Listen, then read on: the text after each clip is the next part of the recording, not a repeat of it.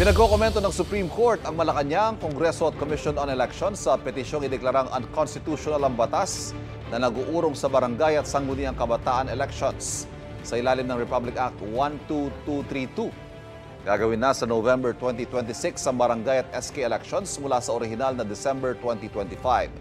Magiging 4 na taon na rin ang termino ng barangay at SK officials mula sa kasalukuyang 3 taon. Giit ng petitioner na si Attorney Romulo Macalintal, paglabag yan sa konstitusyon. Wala raw kapangyarihan ng Kongreso na ipagpaliban ng eleksyon kung walang mabigat na dahilan. Sabi ng COMELEC, tutugon sila sa Supreme Court. Nisikap pang kunan ng pahayag ng Senado, Kamara at Malacanang. Kapuso, huwag magpapahuli sa latest news and updates. Mag-iuna ka sa balita at mag-subscribe sa YouTube channel ng GMA Integrated News.